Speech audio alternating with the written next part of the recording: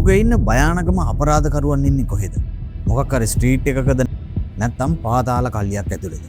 නෑ, සමහර වෙලාවට ලෝකයේ දරුණුම අපරාධකරුවන් සැඟවිලා ඉන්නේ නීතිය රකින්න දාපු නිල ඇඳුම් ඇතුලේ. බැජ් එක ගහපු තුවක්කුව උරේසේ තියාගත්තු රජයේ පඩි ලේඛනයේ ඉන්න මිනිස්සුන්ගේ හිත ඇතුලේ. 1997 මාර්තු 9 වෙලාව මධ්‍යම රාත්‍රී 12:30. ලොස් ඇන්ජලිස් නුවර සුප්‍රසිද්ධ පීටර්සන් මියුසියම් එකේ තිබ්බ පාඩියක් ඉවර වෙලා ලෝක ප්‍රසිද්ධ රැප් තරුවක් තමන්ගේ GMC සර්බන් රථයෙන් ඉදිරිපස අසුනට ගොඩ වෙනවා. ඔහු වෙන කවුරුත් නෙමෙයි නැගෙනහිර වෙරළේ නැත්නම් ඊස්ට් කෝස්ට් වල හිප් හොප් රජු ක්‍රිස්ටෝෆර් වෝලස්. මුළු ලෝකෙම එයාව හැඳින්වුවේ නොටෝරියස් බිග් කියලා. නැත්නම් බිගී ස්මෝල්ස් කියලා. වාහනේ ට්‍රැෆික් ලයිට් එකක් ළඟ නතර කරනවා. හරියටම ඒ වෙලාවේ බිගීගේ වාහනය දකුණු පැත්තෙන් ඇවිත් නතර වෙනවා. අඳුරු පැහැති චෙවලට් ඉම්පලා රථයක්. ඒක ඇතුලේ හිටියේ කළු පැහැති සූට් එකක් ඇඳගත්ත, අයිපටයකුත් දාගත්ත බැලු බැල්මට ලෝය කෙනෙක් ඒ වගේම රජයේ නිලධාරී කෙනෙක් වගේ පේන කළු ජාතිකයෙක්. එයා බිගී දිහා බලනවා. තප්පර කීපයක් නිශ්ශබ්දව බලාගෙන ඉන්නවා. එක ක්ෂණයකින් ඒ ඉම්පලා රථයේ ජනේලෙන් එළියට එන්නේ මාරාන්තික 9mm තුවක්කුවක්. වෙඩි උණ්ඩ 4ක් බිගීගේ සිරුර පසාරු කරගෙන යනවා. මුළු ඇමරිකාවම මුළු ලෝකයම කම්පා කරමින් හිප් හොප් ලෝකයේ දැවැන්තයා හොස්පිටල් එකකට අරගෙන යන අතරතුර මිය යනවා. මුළු ලෝකෙම හිතුවේ මේ මරණය වෙන්න කලින් මාස කීපයකට විතර කලින් සිදුවෙච්ච ටූපැක් ෂාකූර්ගේ මරණයේ පලිගැනීමක් කියලා. හැමෝම ඇඟිල්ල දික් කරේ රැප් කල්ලි වලට. හැබැයි ඇත්තම කතාව ඒක නෙමෙයි. ඒකට වඩා ගොඩක් වෙනස්. අවුරුදු 20කට වඩා වැඩි කාලයක් FBI එකයි ඒ වගේම LAPD Los Angeles police department එකයි ලෝකෙන් හංගන්න හැදුවේ මොකද්ද? අපි ඩාර්ක් ෆයිල්ස් වලින් අද දිගාරින්නේ රැප් ලෝකයේ ලොකුම මිනිමරුම පිටිපස්සේ තියෙන වීදිවල ඉන්න මැරයන්ට වඩා බය හිතෙන LAPD නැත්නම් ලොස් ඇන්ජලිස් පොලිස් දෙපාර්තමේන්තුවේ දූෂිත නිලධාරීන් මෙහෙවපු කුමන්ත්‍රණය ගැන.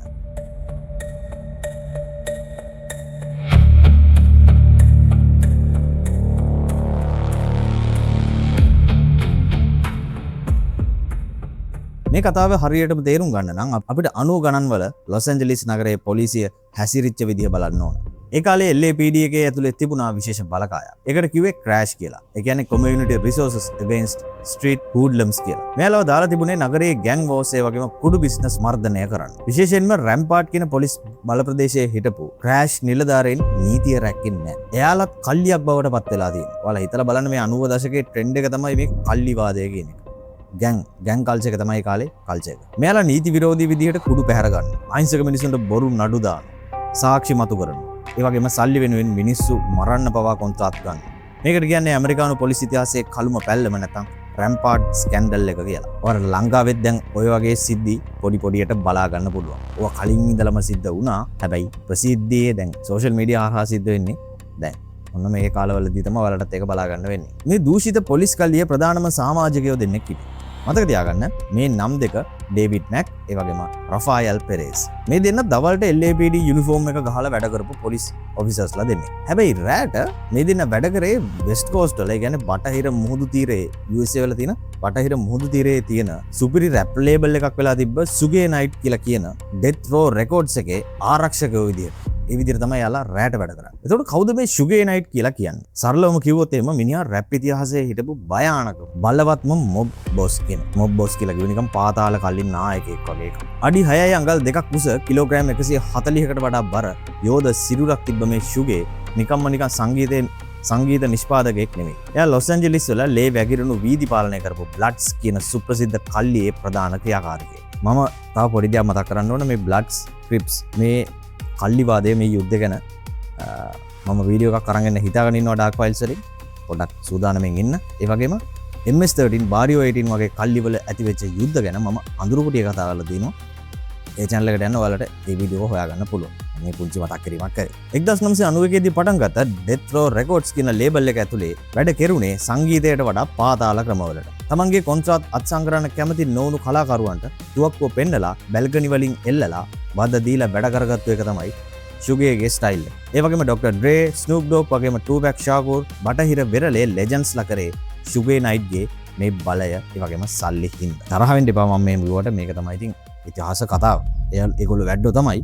හැබැයි මේ විදිහට තමයි අවිල්ල තියෙන්නේ. අපිට ඒක පිළිගන්න සිද්ධ වෙනවා. 1996 සැප්තැම්බර් මාසයේ ලාස් වේගස් නුවර Tupac Shakurගේ වෙඩි තැබීම සිද්ධ වෙනවා. Tupac කියන්නේ Death Row Records එකේ රන් බිත්තර දාන කිකිලියෙක් වගේ. එයා මැරුණා කියන්නේ සුගේ නයිට්ගේ අධිරාජ්‍යයෙන් භාගයක් ඉවරයි කියන එක. සුගර් නයිට්ස් තීරම විශ්වාස කරා මේ මරණය පිටිපස්සේ ඉන්නේ නැගෙනහිර වෙරළේ නැත්නම් ඊස්ට් කෝස්ට් වල බෑඩ් බොයි රෙකෝඩ්ස් එකේ අයිතිකාර පෆ් ඩැඩි නැත්නම් බිගී ස්මෝල්ස් කියලා. ටූපැක් මරුණු වෙලාවේ සුගර් නයිට් හිටියේ වෙනත් කේස් එකකට කිර ගෙදර ඇතුලේ. හැබැයි කිරේ ඉඳන් සුගර් නිකන් හිටියේ නෑ. ඔහු තමන්ගේ දූෂිත පොලිස් මිතුරන් ලවා පලිගැනීමේ ප්ලෑන් එකක් ගහනවා. ඇයි මෙයා සාමාන්‍ය කල්ලියක නිකන් කොල්ලෝ දාලා මේ වැඩේ කරන්නේ නැතුව පොලිස් ඩිපාර්ට්මන්ට් එකේ ඉන්න ඔෆිසර්ස්ලව මේ වැඩේට යොදාගෙන තියෙන්නේ. මොකද බිගීව මරන්න ඕන වෙලා තියෙන්නේ LA වලදී. ඒ කියන්නේ ලොස් ඇන්ජලිස් වලදී. LA කියලා කියන්නේ සුගර්ගේ ඒරියා එක. සාමාන්‍ය මැරේක් ලවා මැරුවොත් එම පොලිසියෙන් කොටු වෙන්න තියෙන ඉඩ කඩ බොහොම වැඩි. හැබැයි මිනි මැරුම කරන්නේ පොලිසියෙන් නම් සාක්ෂි මගන්න, පාරවල් ක්ලියර් කරන්න, ඒ වගේම ඉන්වෙස්ටිගේෂන් එක වහන්නත් එයාලට විවිධ ක්‍රම උපක්‍රම තියෙනවා. ඉතින් අපි ආපහු යමු 1997 මාර්තු 9 වෙනිදා රාත්‍රියට. බිගී ස්මෝල්ස් ලොස් ඇන්ජලිස් වලට එන්නේ තමන්ගේ ආරක්ෂාව ගැන ඇත්තටම ලොකු බයකින්. මොකද ඒක හතුරන්ගේ බල ප්‍රදේශය. හැබැයි එදා රෑ පාටියේ තිබුණු පීටර්සන් මියුසියම් එක ඇතුලේ අමුතුම දේවල් ටිකක් සිද්ධ වෙනවා. එදා රෑ පාටිය ඇතුලේ රහසිගතව සැරිසරුවා එක්තරා පුද්ගලයෙක්. එයාගේ නම ඩේවිඩ් මැක්. ඔව් අර අපි කලින් කතා කරපු LAPD පොලිස් නිලධාරියා. එයා නිල ඇඳුමෙන් නෙමෙයි හිටියේ. විමර්ශන වලට අනුව ඩේවිඩ් මැක්ට අයිති පෞද්ගලික වාහනයක් තිබ්බා. ඒක තමයි කළු පැහැති චෙව්ලට් ඉම්පලා එක.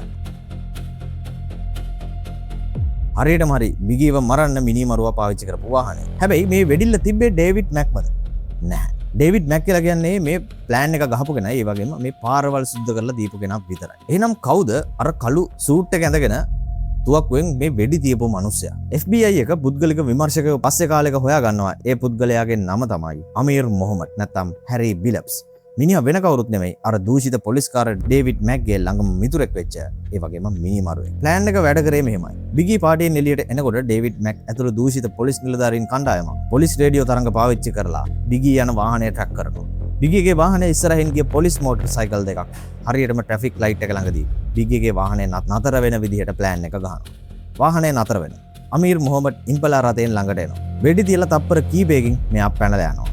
අවට හිටපු කිසිම පොලිස් නිලධාරියෙක් ඒ ඉම්පෙලා රථය ලුහු බැඳලා ගියේ නෑ. මොකද ඒ පාරවල් බ්ලොක් කරන්න, ඒ වගේම මිනිමරුවට පැනලා යන පාර හදලා දුන්නේ නීතිය රකින්න පොලිසියම නිසා. මේ මහා කුමන්ත්‍රණය සදාටම බැලලෙන්න තිබුණා. එකම එක LAPD පොලිස් නිලධාරියෙක්, අවංක පොලිස් නිලධාරියෙක් මේ පොලිස් දෙපාර්තමේන්තුවේ හිටියේ නැත්තම්. එයාගේ නම රසල් පූල්. එයා LAPD එකේ දක්ෂතම මිනිමරු විමර්ශකයා.